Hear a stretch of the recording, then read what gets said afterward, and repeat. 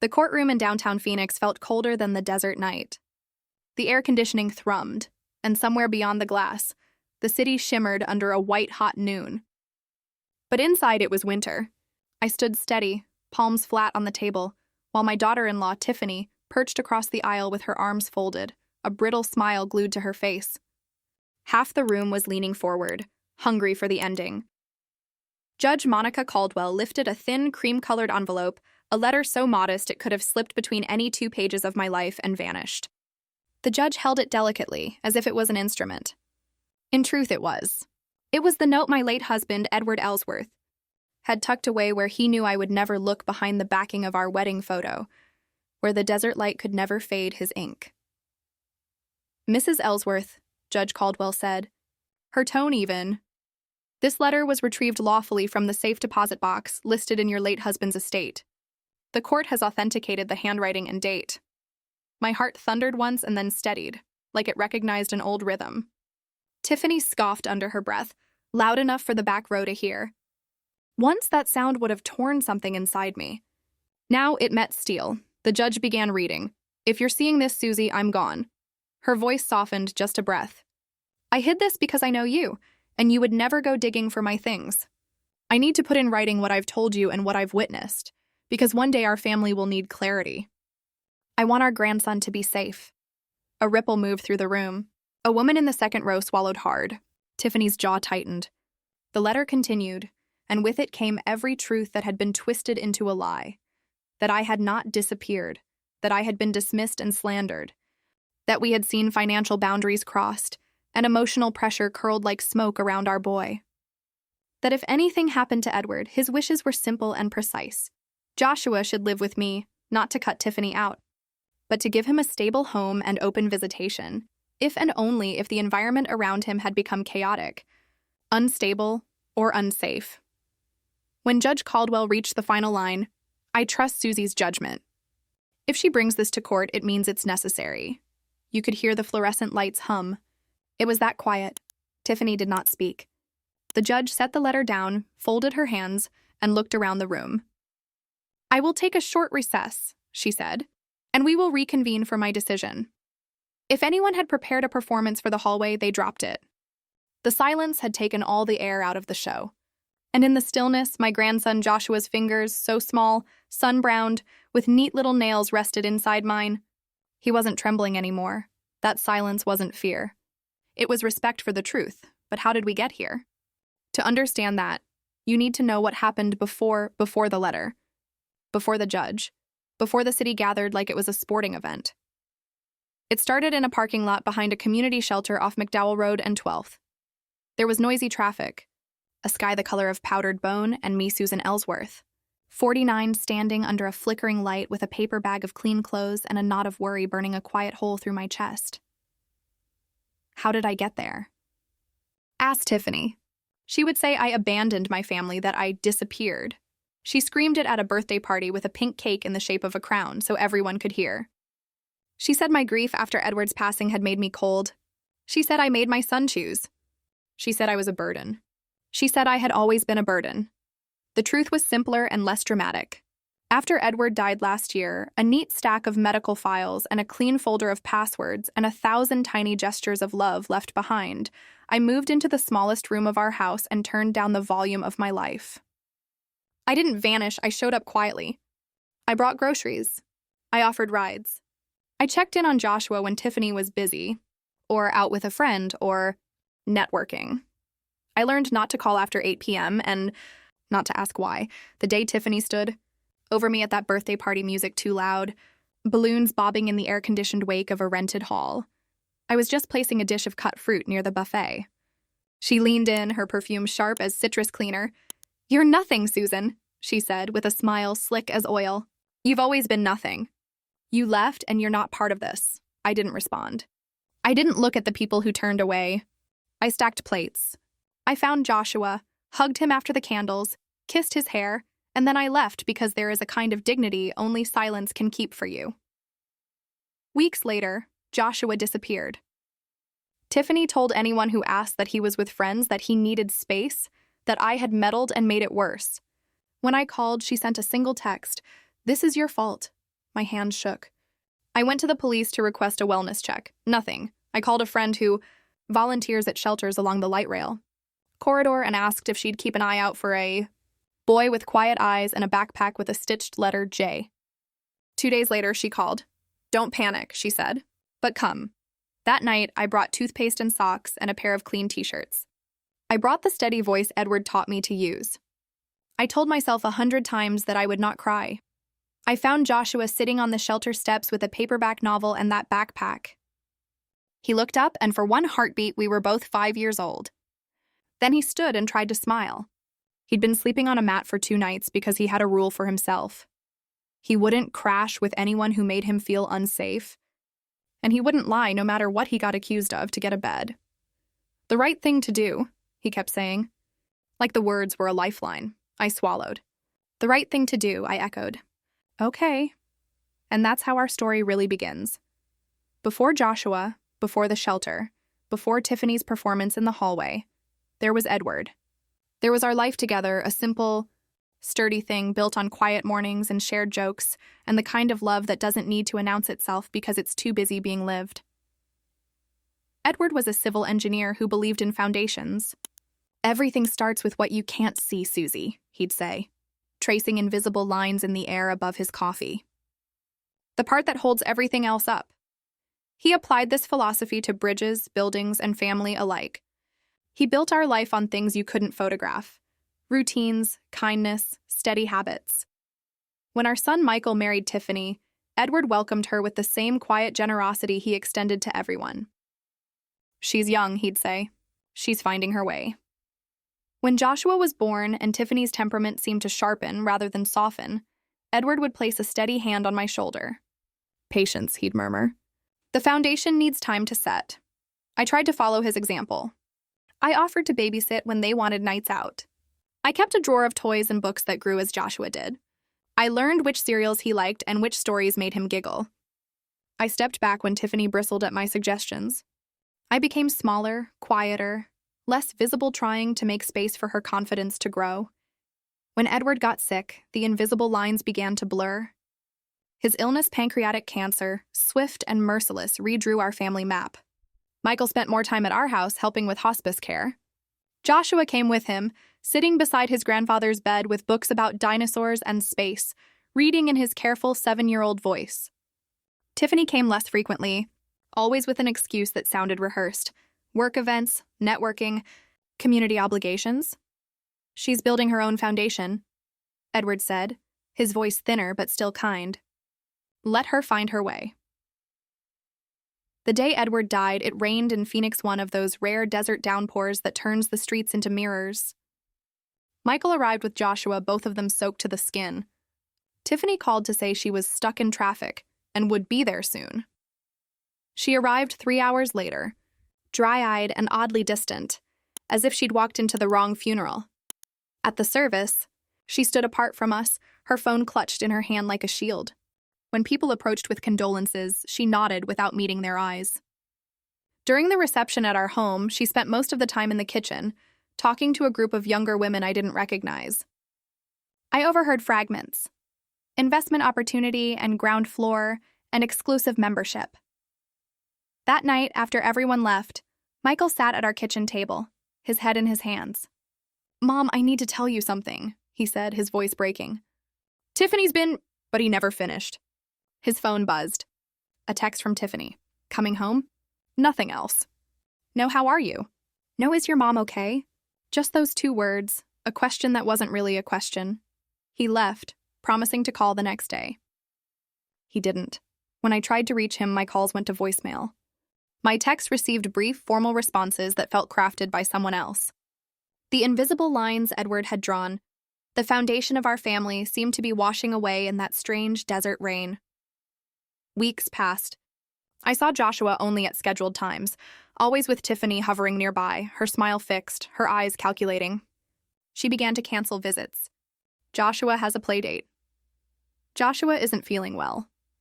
Joshua has a project due. The excuses accumulated like stones in my pocket. Then came Michael's business trip, unexpected, extended to Singapore. "Just for 6 months, Mom," he said on a rare call. A huge opportunity. Tiffany will bring Joshua by regularly. His voice sounded hollow, rehearsed. I wondered whose words he was really speaking. The visit stopped entirely. When I called, Tiffany answered with icy politeness. We're just so busy, she'd say. You understand. I didn't. But I remembered Edward's patience. I remembered his faith in foundations. I kept showing up, sending cards, dropping off small gifts, texting gentle reminders that I was still here, still family. The breaking point came at Joshua's 8th birthday party. I arrived with a carefully wrapped model telescope, something he'd mentioned wanting months earlier. The party was at an indoor trampoline park, all flashing lights and pounding music. Tiffany had invited what seemed like Joshua's entire school, plus a circle of adults who clustered around her like satellites. I placed my gift on the designated table and searched for Joshua in the chaos. When I found him, his face lit up. "Grandma!" he shouted, launching himself into my arms. For one perfect moment, the noise faded. Then Tiffany was there, a hand on Joshua's shoulder, pulling him gently but firmly away. "Josh, honey, your friends are waiting for the cake." She didn't look at me as she said it. Josh glanced between us, confusion clouding his face before he was swept back into the party current. I stood alone by the trampoline netting, watching as Tiffany orchestrated the cake ceremony. When Joshua blew out his candles, I clapped and smiled, even though I was too far away for him to see me. As the children swarmed the cake table, Tiffany finally approached me, a paper plate in her hand. "Susan," she said, her voice pitched to carry just far enough. "I didn't expect you to come." "It's my grandson's birthday," I replied, keeping my tone light. "Of course I'm here." She tilted her head, her smile never reaching her eyes. "Well, you've been so absent lately. I wasn't sure you even remembered." The words hit like a slap. "Absent? Tiffany, I've been trying to see Joshua for months. You've canceled every visit," she laughed, a brittle sound. "That's not how Joshua remembers it. Or Michael. Or anyone, really." She glanced around, making sure others could hear. "You're nothing, Susan," she said with a smile slick as oil. "You've always been nothing. You left, and you're not part of this." I felt the eyes of strangers on me, parents I'd never met, forming judgments on a story they didn't know. I wanted to defend myself, to shout the truth. Instead, I remembered Edward's voice. "The foundation needs time to set." I nodded once, found Joshua in the crowd, and made my way to him. I hugged him, kissed his hair, wished him happy birthday. Then I left, carrying my dignity like a candle in a storm. It was 2 weeks later that Joshua disappeared, and my world shifted on its axis once more. I found Joshua sitting on the shelter steps with that backpack, his eyes fixed on a paperback novel that looked too advanced for his age. When he looked up and saw me, something in his face shifted, relief mixed with caution, like he'd been holding his breath underwater and had finally surfaced. But wasn't sure if the air was safe. "Grandma," he said, the words small and careful. I sat beside him, not touching, not crowding. The shelter behind us hummed with evening activity volunteers setting up cots, residents lining up for dinner. The Phoenix sky was turning that peculiar shade of violet it only achieves at dusk, when the heat finally releases its grip on the day. "I brought you some things," I said, offering the paper bag. "Toothpaste. Clean shirts, socks." He took the bag, peeked inside, then set it beside him. "Thanks." "Joshua," I said, keeping my voice steady the way Edward would have. "What happened?" He looked down at his hands, small hands, too small to be navigating this adult world of shelters and survival. "Mom's been different since Dad left for Singapore." He swallowed. "There are people at our house all the time. Meetings, late nights. She says it's for her business, but..." He trailed off. "You can tell me," I said gently. "She yells a lot." "At the phone. At me sometimes when I ask questions." His fingers traced the stitched J on his backpack. "Last week, she said I needed to stay with her friend Valerie while she went on a business trip. But Valerie's apartment felt weird. There were people coming and going at all hours. They were doing things I knew weren't right." My stomach tightened. "What kinds of things, Joshua?" He shrugged, but his eyes told me he knew more than he wanted to say. "The kind of things teachers tell us to report." He looked up at me, suddenly fierce. "I'm not stupid, Grandma. I know what drugs look like." I nodded, respecting his awareness, hating that he needed it. "What did you do?" "I waited until morning and said I was going to the library." I took my emergency money, the $20 Dad gave me before he left, and I bought a bus ticket. I remembered you said this shelter helps people who need a safe place. His voice caught. I didn't know where else to go. You did the right thing, I said, meaning it with every fiber of my being. The absolutely right thing. I told them Mom's phone number because that's what you're supposed to do. But I made them promise they'd check with me before they called her. He looked at me, eyes wide. They haven't called yet. They said they had to follow protocols, but they're letting me stay because... He hesitated. Because? Because I told them I was afraid to go home. The simplicity of those words broke something inside me. I sat very still, letting the desert evening settle around us, giving him space to continue if he wanted to. Mom's been telling people you disappeared, he said finally. That you abandoned us after Grandpa died. That you're unstable. He looked at me directly. But that's a lie. I know it's a lie because you always answer when I text from Dad's old phone. You always offer to visit. You send me books. I would never abandon you, Joshua, I said, the words fierce in their quietness. I know. He nodded. That's why I came here. I knew you'd find me. Simple faith. Unshakable certainty. In that moment, he reminded me so much of Edward that my breath caught. Will you take me home with you, Grandma? He asked, his voice small again. Just until Dad comes back? I thought about the legal implications, about Tiffany's accusations, about how this might look. I thought about Edward's words about foundations and doing what's right even when it's hard. I thought about this boy on shelter steps instead of in a safe bed. Yes, I said. I'll take you home. We drove back to my house under the pale line of Camelback Mountain. The desert night was cool and forgiving after the heat of the day. Joshua sat in the passenger seat, his backpack clutched in his lap, looking out at the city lights like he was seeing them for the first time. At home, I made him a grilled cheese sandwich comfort food, simple and warm. He ate it at the kitchen counter, his legs swinging slightly, not quite reaching the floor. I didn't press him with questions. I just let him be. Let him feel safe. After he showered, I showed him to the guest room, the one that had been Edward's office, now cleared of his drafting table but still containing his bookshelves. Joshua ran his fingers along the spines, pausing at a well-worn copy of The Little Prince. Grandpa used to read this to me, he said softly. He loved that book, I replied. He said it reminded him that the most important things can't be seen with the eyes. Joshua nodded solemnly. Like foundations. I smiled, surprised and touched that he remembered that particular lesson. Exactly like foundations. He climbed into bed, the clean sheets crisp around him. I tucked him in, something I hadn't done since he was much younger. As I turned to leave, his voice stopped me. Grandma? I did the right thing, didn't I? Coming to you? I turned back, my heart full. You did the absolutely right thing, Joshua. Always. He nodded, satisfied, and closed his eyes. I stood watching him for a moment, this brave, quiet boy who had found his way through chaos to safety. Then I softly closed the door and went to call my lawyer. Morning brought Tiffany's fury, sharp as desert sun on bearskin. She pounded on my door at 7 a.m., her voice carrying down the street. I know he's in there. Open this door now, Susan. I opened it calmly, standing firm in the doorway. Good morning, Tiffany. Where is he? She demanded, trying to look past me into the house. The shelter called me. They said Joshua might be with you. What did you do, kidnap him? He came to me, I said evenly. He was sleeping on a shelter mat because he didn't feel safe. Her face contorted. That's ridiculous. He was staying with a friend. He ran away because he's been acting out. This is exactly why I've kept him away from you. You're undermining my authority. Joshua is inside, safe and asleep, I said, not engaging with her accusations. He's welcome to talk to you when he wakes up, but I won't disturb him right now.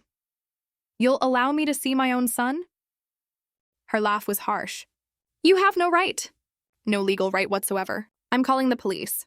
That's your choice, I said, still calm. But before you do, you should know that Joshua told me about the environment at Valerie's apartment. About what he saw there. Something flickered in her eyes' alarm, quickly masked. He's making things up for attention. He's always been dramatic. No, I said softly. He hasn't. She stared at me, calculation replacing fury. Fine, she said finally. Let him stay today. But this isn't over, Susan. You'll hear from my lawyer. I expect I will, I replied. And Tiffany? I'm not going to disappear. Not now, not ever. She turned on her heel and stormed back to her car, already on her phone. I closed the door quietly and turned to find Joshua standing in the hallway. His hair tousled from sleep, his eyes wide. "Is she going to take me away?" he asked. I went to him, kneeling to meet his eyes. "Not today," I promised. "And I'm going to do everything I can to make sure you stay safe." He nodded, trusting me completely. That trust was a weight and a gift, one I intended to honor, no matter what came next. "Documentation," my lawyer, Elena Vasquez, said firmly, tapping her desk with a manicured fingernail. "We need every scrap of evidence that shows you've been present in Joshua's life and that Tiffany's abandonment claim is false." I sat across from her in her downtown office, surrounded by law books and framed diplomas. Elena was a family court veteran, recommended by my church friend Rosa, who knew what it was like to fight for grandchildren. Elena's reputation was formidable, meticulous, strategic, and unshakable in court. "I have text messages," I offered. "Birthday and holiday cards I sent. Receipts from gifts. Photos from the few visits she allowed." Elena nodded, making notes. "Good start. What about the shelter incident? Did anyone there document Joshua's statements about not feeling safe at this Valerie's apartment?" "They have intake forms," I said. "Joshua told me he explained why he came there. We'll subpoena those records." She looked up, her dark eyes sharp. "Susan, I need to ask, why do you think Tiffany is spreading this narrative about you abandoning the family?" I sighed, looking out the window at the Phoenix skyline shimmering in the heat. After Edward died, things changed. Michael took this job in Singapore very suddenly. It was unusual. He's never been career-driven like that. And Tiffany started some kind of business venture. She's always talking about investments and exclusive opportunities. Elena's eyebrow raised slightly. "What kind of business?" "That's just it, I don't know. She never gives details. Just vague talk about financial freedom and passive income streams. But whatever it is, it seems to take all her time and attention." "And Joshua became an inconvenience," Elena said. Not a question. I nodded, the truth of it sitting heavy in my chest. "I think she resents me because I represent stability, routine, all the things Edward valued. All the things that might make Joshua question the chaos around him." Elena made another note, then looked at me directly. "Tiffany has filed for an emergency hearing. She's claiming parental alienation and custodial interference." My heart sank. "When?" "Thursday. 2 days from now." She held up a hand as I started to protest. "It's actually good, Susan. Judge Caldwell is presiding and she's thorough. She doesn't respond well to theatrics or unsubstantiated claims." "But 2 days isn't enough time to gather everything we need," I said, panic edging into my voice. "It's enough time to establish reasonable doubt about Tiffany's claims and to document immediate safety concerns. That buys us time for a more thorough investigation." Elena closed her notebook. "For now, focus on Joshua. Keep him in his routine. Document everything Tiffany says or does. And Susan, yes? Don't rise to provocations. Tiffany wants you to look unstable or vindictive. Don't give her the satisfaction."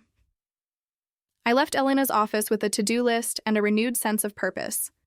That afternoon, I took Joshua to his school to speak with his teacher, Ms. Reyes, a kind-eyed woman with a soft voice and firm boundaries.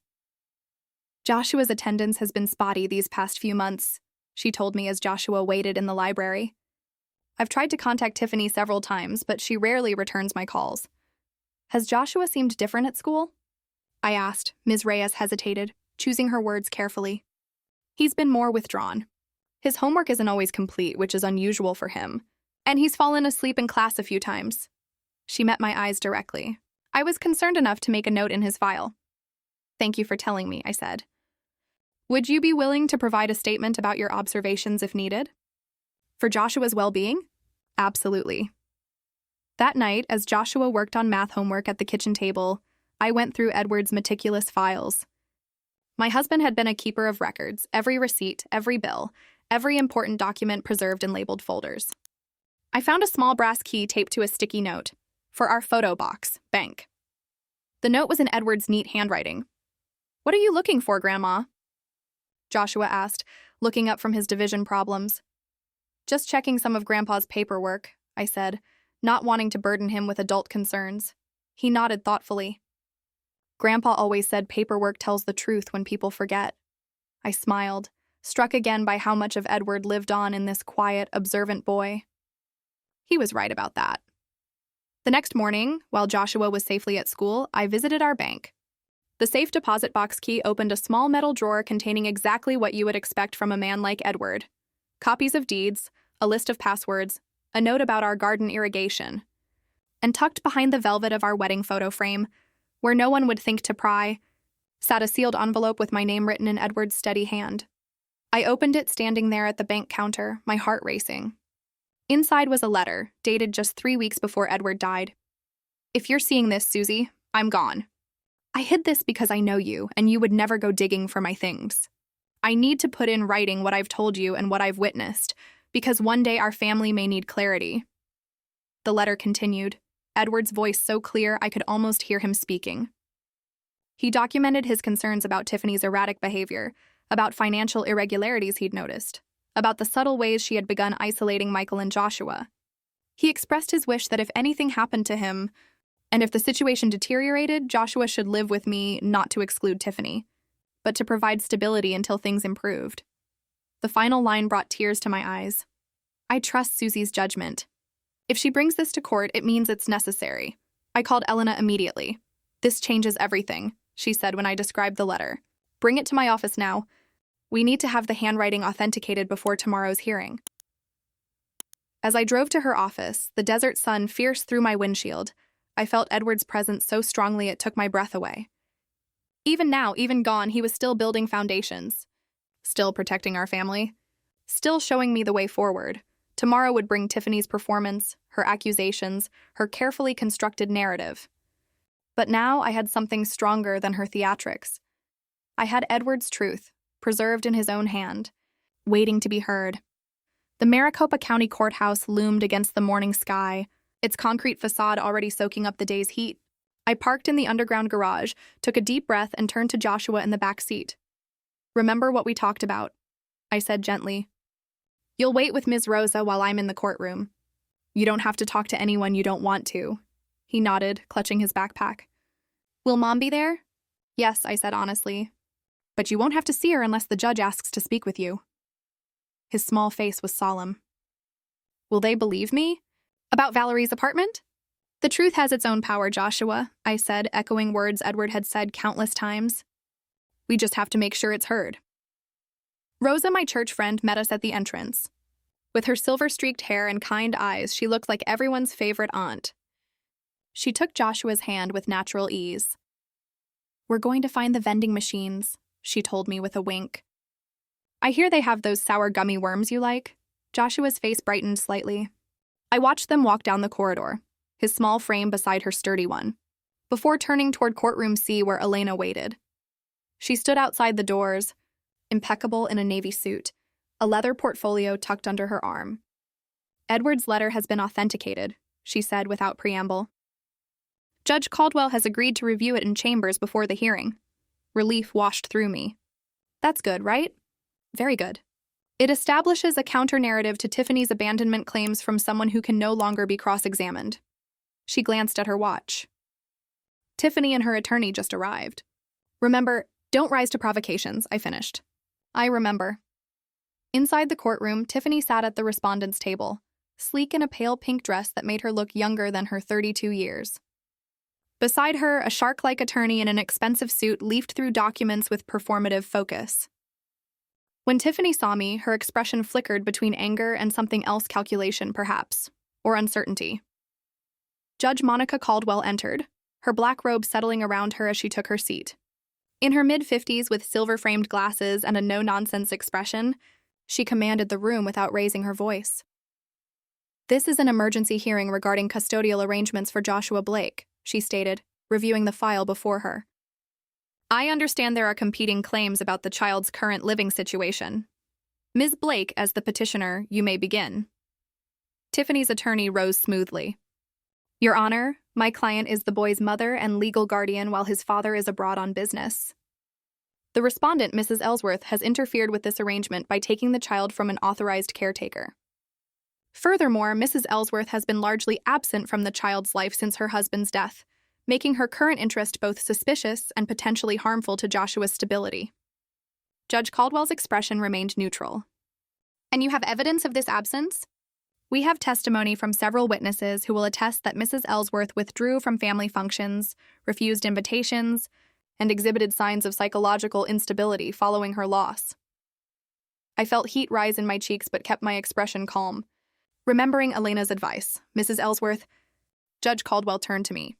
How do you respond to these allegations? Elena stood. Your Honor, we categorically deny the claim that my client disappeared or abandoned her family. On the contrary, we have documented evidence of Mrs. Ellsworth's consistent attempts to maintain contact with her grandson, despite increasing restrictions placed by Ms. Blake. Furthermore, we contest the characterization of Joshua's situation as authorized care. The minor child was found at a community shelter after fleeing from an environment he deemed unsafe. The judge's eyebrow raised slightly. A shelter? Yes, Your Honor. Joshua Blake presented himself to the Desert Hope Community Shelter 3 days ago, stating he did not feel safe at the residence where his mother had placed him. The shelter's intake documentation notes his specific concerns about illicit activities he witnessed there. Tiffany made a small, dismissive sound. Her attorney quickly intervened. Your Honor, these are unsubstantiated claims from an 8-year-old boy who was clearly coached by his grandmother. I have the shelter's records here. Elena continued smoothly, including the intake interview conducted before Mrs. Ellsworth was contacted. Additionally, we have a letter from Joshua's teacher noting attendance issues and behavioral changes over the past several months. Judge Caldwell accepted the documents, reviewing them with careful attention. Ms. Blake, were you aware that your son was at this shelter? Tiffany straightened. No, Your Honor. I was told he was safe with my friend Valerie. He ran away without permission, and instead of returning him to me, Mrs. Ellsworth kept him without my knowledge or consent. The shelter contacted Ms. Blake immediately, Elena countered. She did not retrieve her son or address his safety concerns. I was out of town on business, Tiffany said, her voice rising slightly. By the time I returned, she had already taken him. Judge Caldwell held up a hand. I'd like to address one more piece of evidence before we continue. I've reviewed a letter written by Edward Ellsworth prior to his death, expressing concerns about his grandson's home environment and specifically naming Mrs. Ellsworth as his preferred guardian should circumstances warrant intervention. Tiffany's attorney leaned forward. Your Honor, we object to the introduction of this letter. It wasn't disclosed to us prior to this hearing, and its authenticity is questionable at best. The letter was discovered yesterday in a safe deposit box maintained by the deceased, Judge Caldwell replied. Court Services has verified the handwriting and date. I've admitted it as evidence. Tiffany's composure cracked slightly. She whispered urgently to her attorney, who nodded and addressed the court again. Even if authentic, Your Honor, this letter represents one man's opinion, not legal authority. Ms. Blake is Joshua's mother and has sole custody in her husband's absence. The letter speaks to intent and to context, Judge Caldwell said, both of which are relevant to this proceeding. She turned to me. Mrs. Ellsworth, why did you not immediately contact authorities if you believed your grandson was in an unsafe environment? I took a deep breath. I did, Your Honor. I filed a police report requesting a wellness check when Joshua first went missing. When I found him at the shelter, he was afraid to return to Valerie's apartment. He described drug use and strangers coming and going at all hours. My priority was his immediate safety and stability. Judge Caldwell nodded thoughtfully. I'd like to speak with Joshua privately in my chambers. Court officers will escort him in. As we waited, Tiffany stared straight ahead, her jaw tight. I folded my hands in my lap, trying to breathe evenly despite the knot in my stomach. After what seemed like an eternity, Judge Caldwell returned, Joshua following behind her. He gave me a small, nervous smile before being led back to Rosa in the hallway. Having reviewed all evidence and spoken with the minor child, Judge Caldwell announced, I'm issuing a temporary order. Joshua Blake will remain in Mrs. Ellsworth's care pending a full investigation by Family Services. Ms. Blake will have supervised visitation twice weekly at the family center. Both parties are ordered to attend mediation. We will reconvene in 2 weeks for a follow-up hearing. She fixed Tiffany with a direct look. And Ms. Blake, I expect full cooperation with the Family Services investigation, including details about this Valerie and her residence. Tiffany's face flushed, but she nodded stiffly. Outside the courtroom, Elena squeezed my arm. This is a good first step, she murmured. But prepare yourself. This is just the beginning. I nodded, watching as Tiffany and her attorney huddled in fierce conversation across the hallway. For today at least, Joshua was safe. For today, that was enough. 2 weeks passed in a rhythm of small, ordinary moments that felt like miracles after so much chaos. Joshua and I established routines. Breakfast at 7:30, homework at the kitchen table, reading before bed.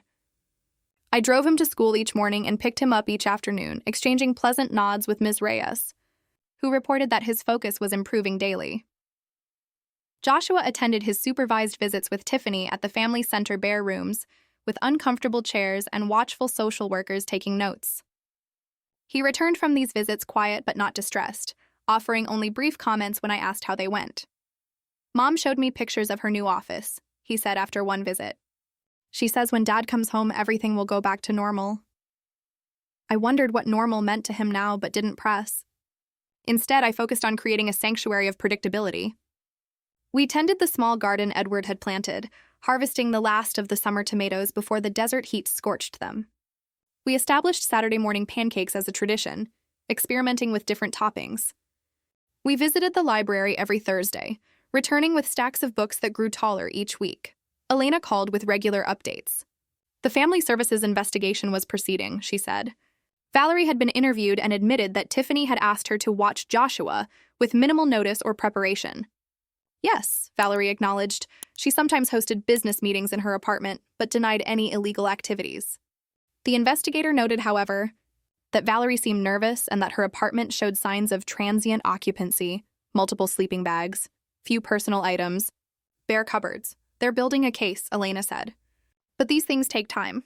Time we had, at least temporarily. The court order kept Joshua with me until the next hearing, and each day that passed seemed to ease a bit more tension from his small shoulders. On a Saturday morning, 3 days before our follow-up court date, we were in the kitchen making pancakes when someone knocked on the door. Joshua froze, the spatula in his hand hovering over the griddle. "It's okay," I said, squeezing his shoulder gently. "I'll see who it is." I opened the door to find a tall man in a rumpled suit standing on my porch, his face haggard with exhaustion. It took me a full 5 seconds to recognize my own son. "Michael," I breathed. He looked past me into the house. "Is Joshua here?" "Is he okay, Dad?" Joshua's voice came from behind me, small and disbelieving. Michael dropped to his knees as Joshua ran forward, catching him in a fierce hug. "I'm sorry," he murmured into Joshua's hair. "I'm so sorry I was gone." I stepped back, giving them space for their reunion, watching as my son held his boy like he'd never let go again. Finally, they separated, and Michael stood, his eyes meeting mine. "Mom," he said, his voice breaking, "I need to tell you everything." Over cooling pancakes at the kitchen table, Michael unfolded a story that confirmed my worst suspicions and added new layers of concern. The job in Singapore had been real initially, a 6-month contract with a legitimate engineering firm. But shortly after arriving, Michael discovered irregularities in the project financing. "The company was a shell," he said, rubbing his temples. "When I started asking questions, things got complicated. My passport was misplaced. My communications were monitored. I was essentially kept there while they used my credentials to authorize questionable transactions." "Corporate hostage," I said softly. He nodded. "Meanwhile, Tiffany was supposed to be handling things at home. We had agreed that Joshua would stay with you if her business travel got too demanding. But when I called, she kept saying everything was fine, that you had checked out after Dad died and weren't reliable. She told everyone I disappeared," I said. "That I abandoned the family." Michael's face darkened. "She was lying to everyone, it seems. She's involved with some kind of investment scheme, cryptocurrency, high-yield returns, exclusive membership levels. She kept pressuring me to pull money from our retirement accounts to get in on the ground floor." "Did you?" I asked. He hesitated. "Some, not all. I started getting suspicious when she couldn't give me straight answers about the returns. Then last week, I got a call from Joshua's school asking why he'd missed so many days. That's when I knew something was seriously wrong." "How did you get back?" Joshua asked, his eyes wide. "I contacted the American Embassy," Michael said. "It took some doing, but they helped me secure emergency travel documents. I flew in last night and went straight to our house, but no one was there. A neighbor told me Tiffany hadn't been around much lately and that Joshua was staying with you." He looked at me, his eyes haunted. "Mom, I had no idea things had gotten so bad. That Joshua ended up in a shelter? He's safe now, I said firmly. That's what matters. Michael nodded, then turned to Joshua. I need to know everything, buddy. What happened while I was gone? With remarkable composure, Joshua told his story, the rotating cast of business associates at the house, the late nights, the times he was left with various friends of Tiffany's, culminating in the stay at Valerie's apartment where he'd seen enough to know he needed to leave. I remembered Grandma talking about the shelter, he said. She said they help people who need a safe place. So I went there. Michael listened, his face growing more pained with each detail. When Joshua finished, he pulled him close again. You did exactly the right thing, he said, his voice thick. I'm so proud of you for being so brave. I made fresh coffee while Michael called Elena, explaining his return and asking about the upcoming court date. When he hung up, his expression was grim but determined. Elena says my return changes the legal landscape, he told me. I need to file for emergency custody modification immediately. She's arranging for me to speak with the family services investigator today. He ran a hand through his hair. God, Mom, I can't believe I left him with her. I trusted her. You couldn't have known, I said gently. Dad knew, Joshua said quietly. Grandpa knew Mom was different. He told me once to remember that safe people make you feel calm, not confused. Michael and I exchanged a look over Joshua's head. Edward's wisdom, still guiding us even now. That afternoon, as Joshua napped, exhausted from the emotional morning, Michael and I sat on the back porch where the desert marigolds Edward had planted nodded in the breeze. I found a letter from Dad, I told him. In our safe deposit box. He had concerns about Tiffany, about the stability of your home. He wrote it just before he died. Michael was silent for a long moment. He tried to tell me, he said finally. Not directly, that wasn't his way. But he asked questions, made observations. I was too caught up in what I thought was building a future to see what was happening right in front of me. Edward believed in foundations, I said softly. In building something that lasts, Michael nodded, tears in his eyes. I want that for Joshua. A foundation, stability. He looked at me directly. I want to come home, Mom, both of us. To start rebuilding, I covered his hand with mine. This has always been your home, both of you. As the sun dipped toward the horizon, casting long shadows across Edward's garden, I felt a quiet certainty settle in my chest. Whatever came next, court battles, Tiffany's resistance, the long work of healing, we would face it together, standing on the foundation Edward had built, brick by steady brick, with love and truth and patience. The true victory wasn't in courtrooms or legal documents. It was here, in this moment, my son returned, my grandson safe, our family finding its way back to solid ground. The 2 weeks before the final hearing passed in a blur of legal meetings, family services interviews, and quiet evenings rebuilding our fractured family. Michael moved into the guest room down the hall from Joshua, and I watched as father and son rediscovered each other in small, significant ways, tossing a baseball in the backyard, building model airplanes at the kitchen table, reading side by side in the evening. Tiffany's response to Michael's return was swift and calculated. She filed counter motions, claiming Michael had abandoned the family by taking the Singapore position and that his sudden return was suspicious and potentially unstable for Joshua. Her attorney sent threatening letters demanding immediate visitation outside the court-ordered supervised sessions. Elena advised patience. She's desperate, she said during our preparation meeting in her office. The family services investigation isn't going in her favor. 3 of her business associates have been identified in an ongoing financial fraud investigation. She knows she's losing ground, Michael nodded grimly. He'd spent hours with investigators from both family services and the financial crimes division, providing details about the questionable transactions he'd been pressured to authorize in Singapore. I feel like such a fool, he said for the 100th time. You were manipulated by someone you trusted, Elena replied matter-of-factly. It happens to intelligent, capable people every day. What matters is that you recognized it and took action. The day before the hearing, Joshua's teacher, Ms. Reyes, called with surprising news. Joshua's been selected to perform a violin solo at tomorrow's school assembly, she said. He's been practicing with the music teacher during lunch. He wanted it to be a surprise. I felt a wave of pride mixed with concern. The timing is difficult, I explained. We have a court hearing tomorrow morning. He knows, Ms. Reyes said softly. He told me he wanted to play no matter what happens in court. His performance is scheduled for 2 p.m. I relayed this to Michael, who immediately called the court clerk to request that our hearing, scheduled for 10 a.m., not be delayed.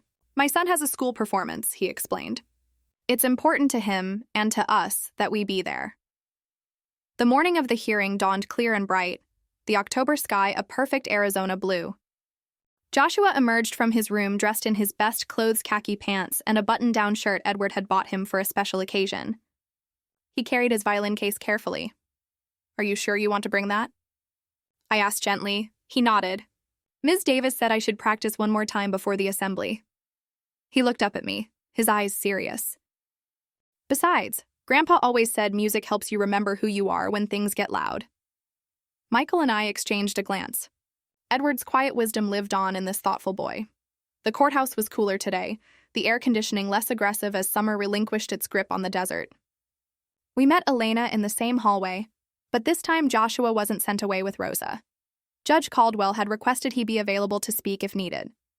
Remember, Elena said to all of us, no matter what Tiffany or her attorney says, stay calm. The facts are on our side.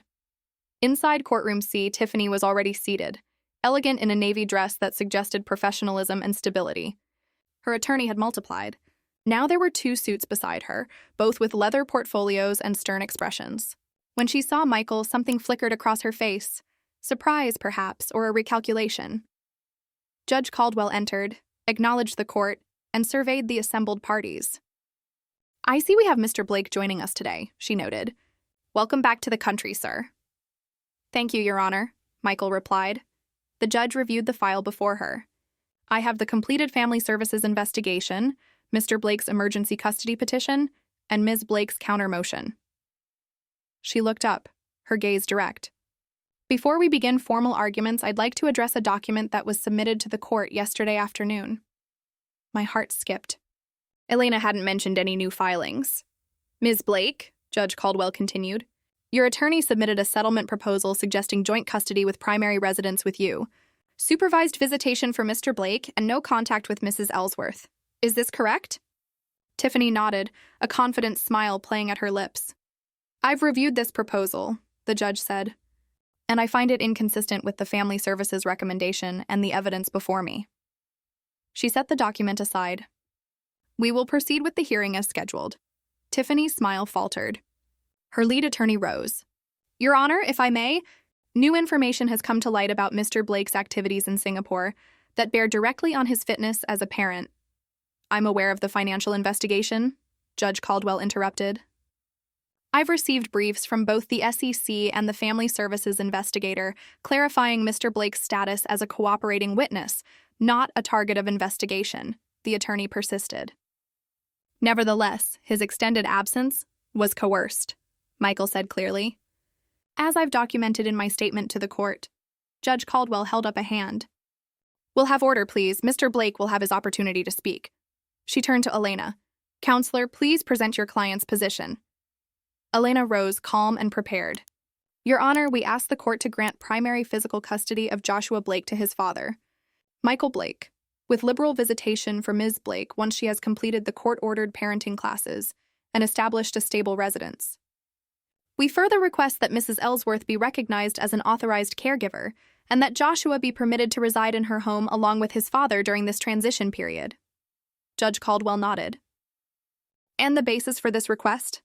The Family Services investigation has confirmed that Joshua was placed in inappropriate and potentially dangerous environments while in his mother's care.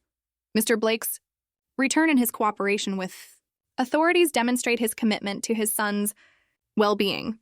Mrs. Ellsworth has provided the stable, nurturing environment that Joshua needs during this difficult time. The judge turned to Tiffany's attorneys. Your response?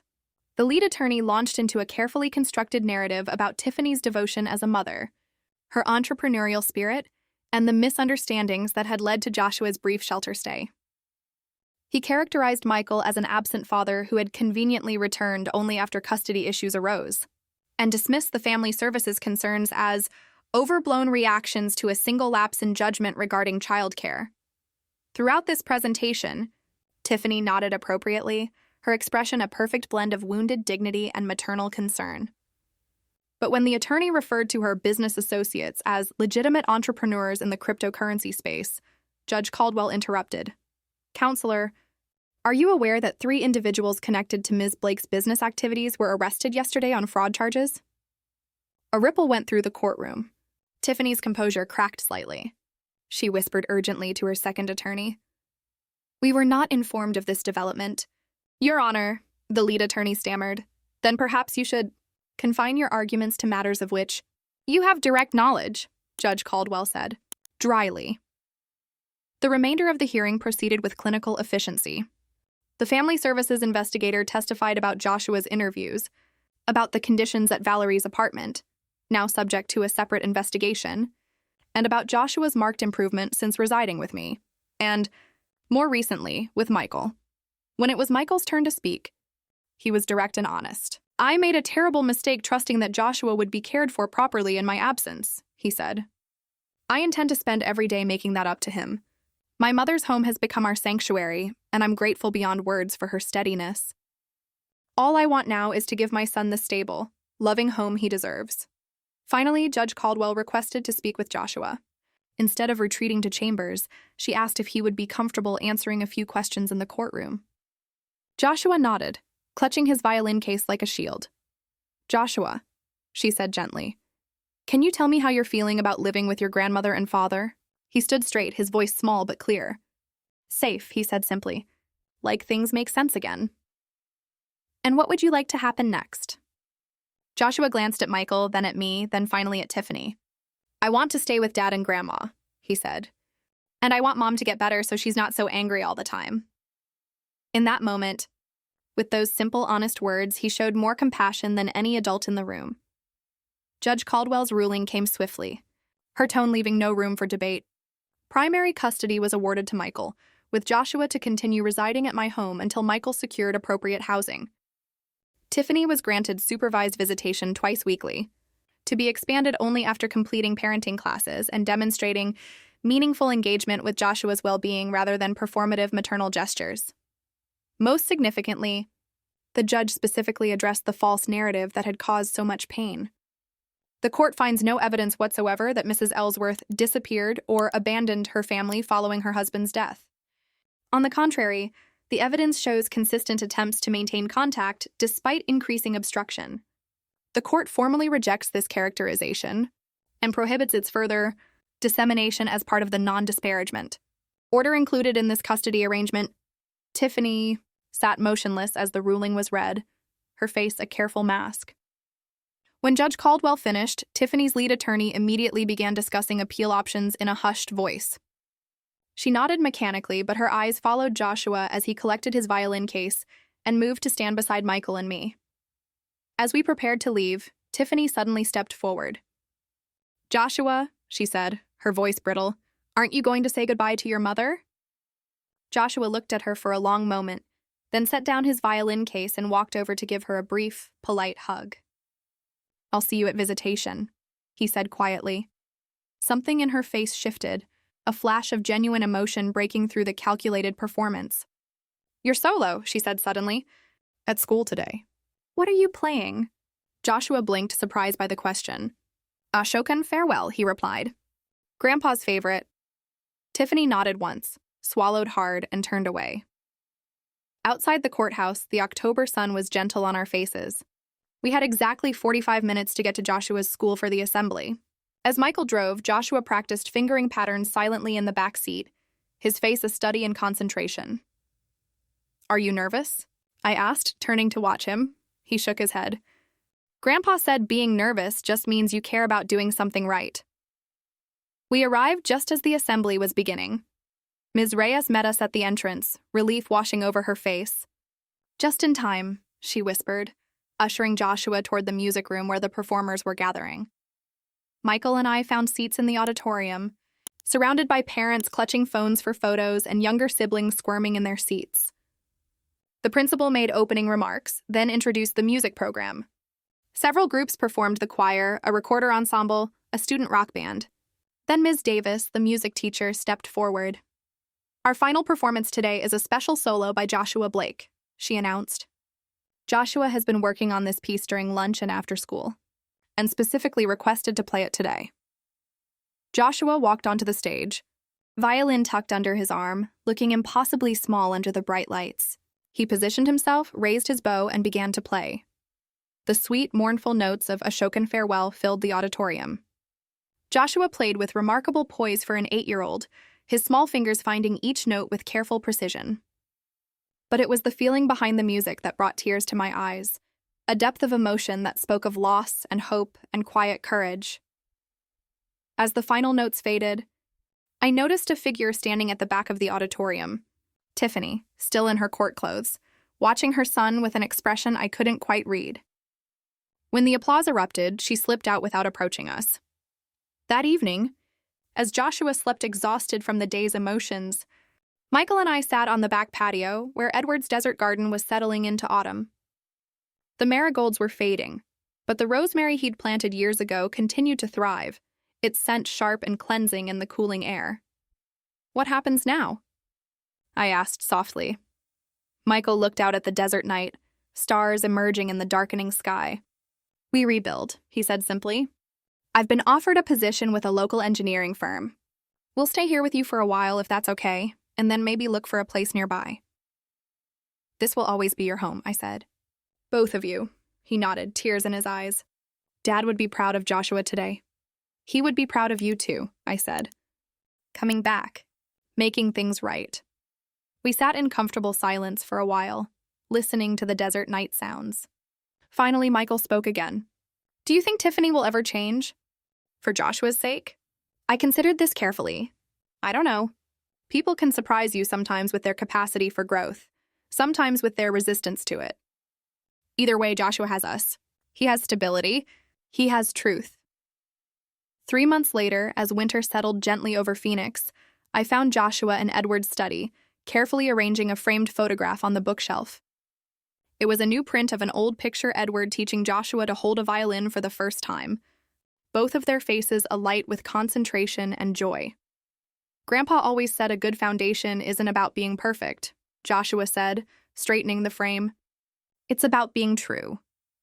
I smiled, recognizing Edward's wisdom translated through a child's understanding. He was right about that. Joshua nodded solemnly. "That's why I'm not mad at Mom anymore," he said. "She doesn't know how to be true yet. Maybe someday she will." His compassion took my breath away. In that moment, I saw the man he would become, thoughtful, resilient, with the quiet strength that comes from surviving storms and finding your way back to solid ground. The truth doesn't shout. It stands. And when it stands long enough, even the loudest lie must sit down. Edward had known this. He had built our family on this foundation, brick by steady brick. And now, even in his absence, that foundation held firm, supporting us, guiding us, keeping us true. Outside, the winter sun cast long shadows across Edward's garden, where new green shoots were already pushing through the soil, persistent and hopeful. Inside, Joshua picked up his violin and began to play. Not the mournful notes of Ashokan Farewell, but something lighter, brighter. A new song for a new season. Love with boundaries is not control. It's the quiet courage to make a home where the truth can finally rest.